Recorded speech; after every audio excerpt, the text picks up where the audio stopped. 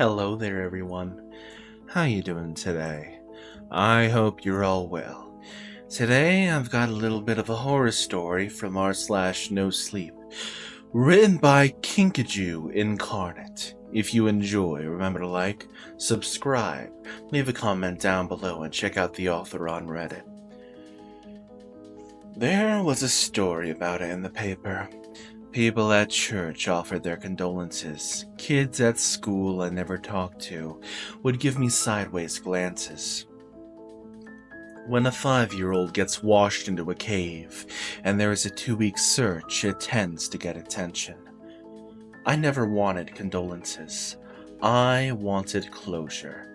Even if he was dead, I needed to see his body. The thought that he could have died down there, alone and in the dark, was unacceptable to me. When they stopped searching after 2 weeks, my only thought was that it would take someone longer than that to starve to death. There was plenty of water down there. If he had been washed into an inaccessible part of the cave, then he could still be alive. My dad had to physically keep me from trying to go back into the cave myself, to tell me that it was over, that he was gone. In my heart, I did not believe that he was dead. I was 16 at the time, a junior in high school. Kieran had been an oops baby, 11 years younger than me. He was the sweetest kid, even though he was insane. At age 4, he'd broken a leg and an arm falling about 30 feet out of a tree he had managed to climb. He was always running around, climbing and jumping off of things, yelling and laughing. He probably had ADHD in retrospect, but at the time he annoyed the shit out of me. I would try to do homework and he would basically whirlwind around my room like the Tasmanian devil from cartoons, jumping on the bed and tickling me. He wanted a big brother, but the age gap made it hard for us to bond. Any of my spare time after marching band and homework was spent trying to unsuccessfully get a girlfriend, and I didn't treat him the way I should have.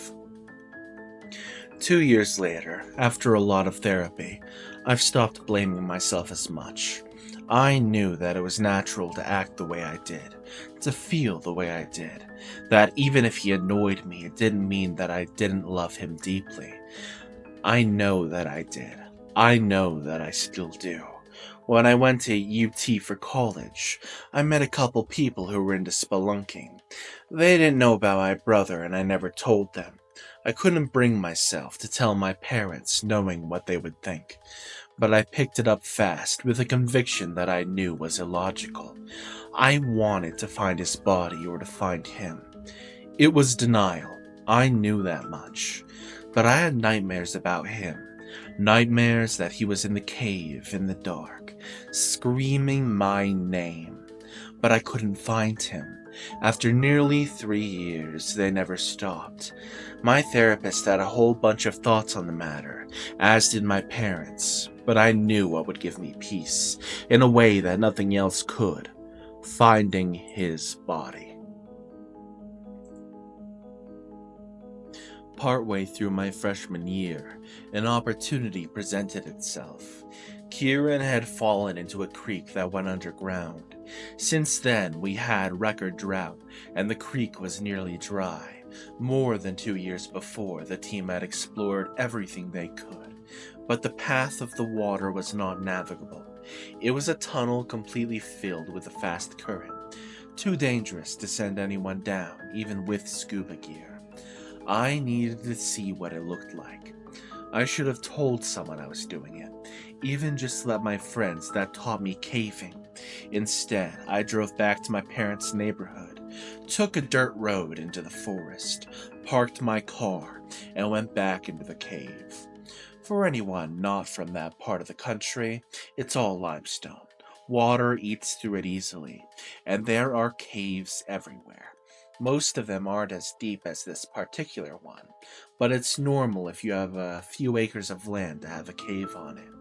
This particular one was in a gully, a couple 100 yards from the house I grew up in. Getting my gear out of the trunk, I walked through the familiar hickory and maples, feet crunching on the dry leaves down the rocky hill to the creek. The mouth of the cave was small, only about 2 feet high and 3 feet wide. I could still picture the yellow tape, the police officers directing volunteer search parties, day and night. Standing there in the quiet forest, I stared at the black opening, as I had so many times. Even though the cave was insignificant, they had already explored everything they could, mapping it thoroughly. The water didn't even go over the top of the rocks in the bottom of it, as I crawled through without getting wet.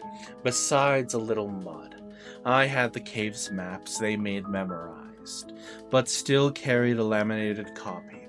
Following the weak trickle of water, I crawled a little ways until the ceiling got high enough to walk if you kept your head low. All I had to do was follow the water about 100 feet, then see if the tunnel was clear. That was the only place his body could be. It smelled earthy, with decaying leaves in the weak flow. Looking back over my shoulder, I turned a bend and saw the last bit of reflected sunlight fade out of existence, leaving only my headlamp. Watching my step on the slick, muddy rock, a little salamander wriggled out of the way through the silty water. My heart was pounding in my chest as I made my way deeper into the earth, seeing how little water there was. Every inch of the cave had been checked, except for where I was headed. If the passage was clear, I would be the first person to ever go into that part of the cave. Well, the second. The black hole was shaped like an oval, a little over a foot tall and about 2 feet wide. 1 to 2 inches of water ran down the bottom of it. A knot formed in my throat, half feeling like I would cry, and half feeling like I was scared. I knew that I probably should get someone else, but I couldn't stand thinking about what they would say. They would say there was no point, that the body would be washed too deep or buried, and that it could be too dangerous and to let a professional doing it. Instead of getting help, I began to drill. The rock was all limestone, and didn't take too long to secure bolts drilled to anchor my rope. I put on my harness and got onto my stomach. It's hard to tell just how steep slopes are in a cave, but the water gave me a good idea. I would be squeezing through this hole and essentially rappelling down.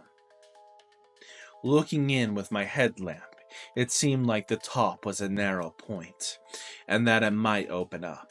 I'd never done anything this tight and steep with water in it, but something pushed me into that black opening where I could hear water falling far below. Night after night of dreaming Kieran was down there, alone, screaming, terrified. It was a tight squeeze, tighter than I would have liked. To rappel, I had to have my face down towards the water and turn my head so that I could breathe. I inched my way down, struggling to use the equipment in the tight space. Progress was painfully slow, as I had to try and turn myself onto the left hip to reach the ATC scraping into the rock on my stomach. Getting out would not be any easier. The rock pressed in on me, harder and harder as the angle got steeper and steeper. I was essentially in a tiny tube with a waterfall, going more and more vertical. My problem was that the tube was not equally wide in all places. It was carved by water, and would get narrower or wider on the whims that I couldn't predict. I had heard horror stories of Nutty Putty Cave, and where the caver got stuck in a vertical shaft like this one, and it didn't help. I was coming up on the narrowest part yet, but it looked like it would open up below that. I'd taken my helmet off so that I could squeeze through better. In the tight space with water splashing my face and running through my shirt and pants, I began to feel fear. Not fear like you feel standing near a ledge. That's a manageable type of fear you can step back from. Not a fear that you feel in a pitch black, unsure of what's around you. You can just find a light. This was a fear beyond that. A fear that each foot of vertical rock builds incrementally inside of you. As you know, your escape becomes harder and harder. A fear that each pound of pressure as the rock smashes into your chest so that you can't breathe increases. A fear that right here, right now, that if you panic, you will die. I promised myself that my parents wouldn't lose 2 sons to this cave. That if it got any tighter, any steeper, I would turn around. Just before my will broke, my chest scraped through a tight spot, and the tunnel began to open. I almost dropped my helmet down the shaft, but managed to put it back on. From the sound of the water falling, I could tell I was entering a large chamber. Shining my light around, there was a domed ceiling, with a few small stalactites. A huge and murky pool of water was below me, and I couldn't see how deep it was. Large rocks were piled around the edges, and it seemed like the water was shallower on the other side. I rappelled down until my feet hit the water.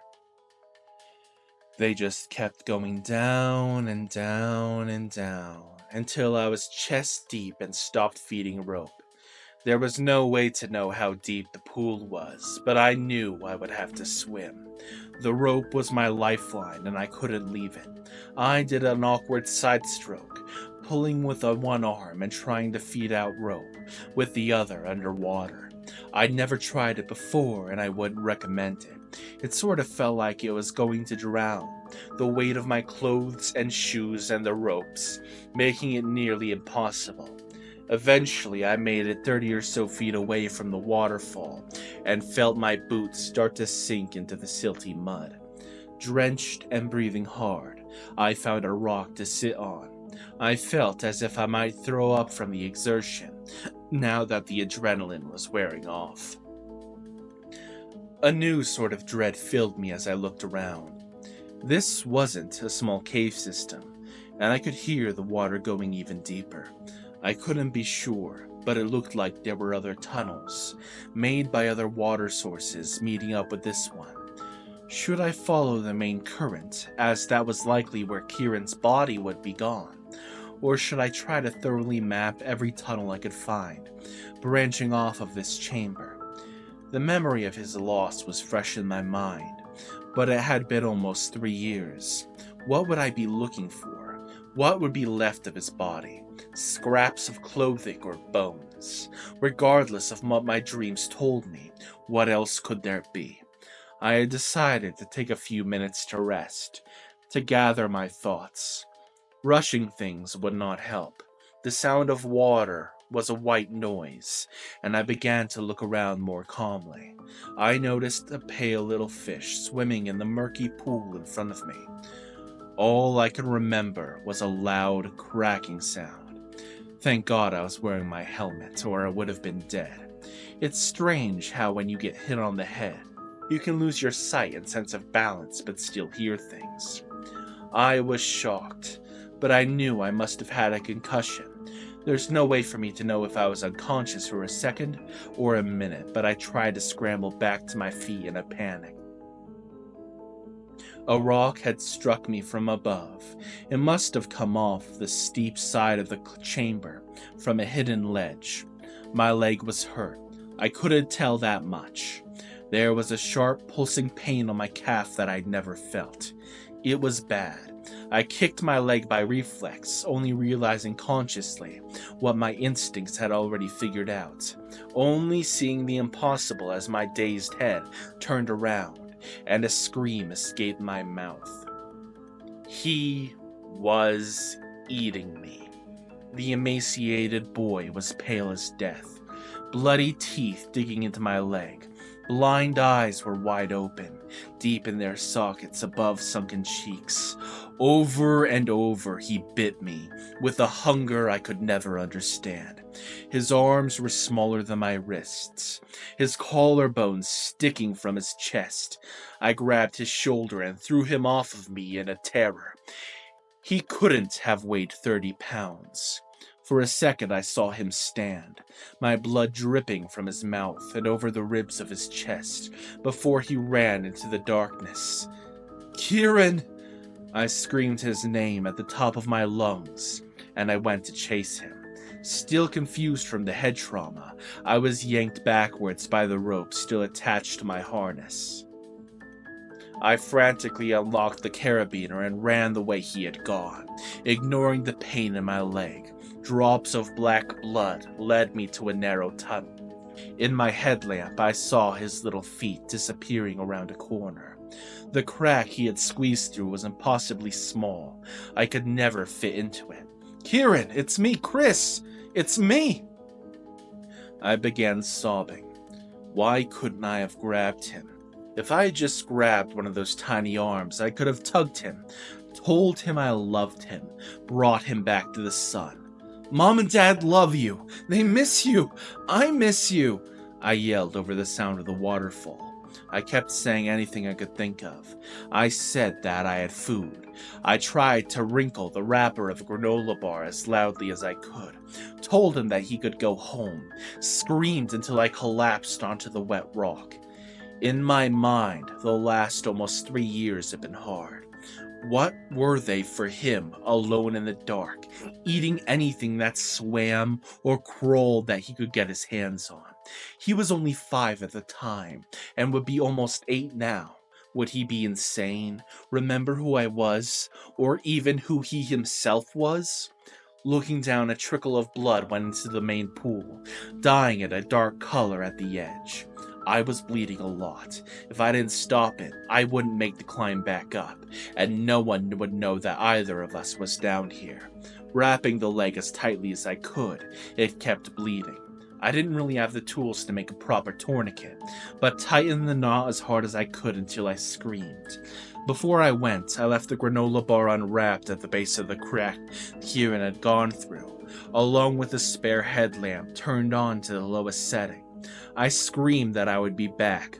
I promised him, before eventually turning back to the pool. I pulled myself along the rope to the base of the waterfall. Painfully, I made a way back up, and somehow squeezed through the crack. I barely remember, to be honest, just the suffering of it, and wanting to give up. I didn't give up, though. Half for myself and half for Kieran. At the mouth of the cave, I collapsed. Seeing the sun brought me to my senses just a little. I called my mom and she answered. I told her I was at the cave, out back, that I was hurt, that I had found Kieran. I told her to call an ambulance. The leg is okay. I will be able to use it just fine, even though the scar will never heal. There was too much tissue missing. At the hospital, the doctors agreed that the injury on my leg was from being bitten, probably by a child based on the tooth marks. The fact alone was the only reason I could convince anyone that he was still down there, still alive. It seemed impossible, but he must have been eating the fish or anything he could find. They sent down a search party, but no one can fit into a lot of the tunnels he might have gone down. My parents are a wreck. Understandably, even 3 days later, my dad is hysterical, and my mom is just quiet. They wanted to go down to try and talk to him, but there is no way they would make the climb. I barely did. The rescue team couldn't find him, and the tunnel is completely impassable to anyone other than a starved child. No one has seen him, but they put food in the crack I last saw him, and when they came back the next day, it was gone. I never gave up on him, and I still haven't. Right now, the plan is to leave as much food as we can, and hope that the rain forecast tomorrow is not enough to fill the cave.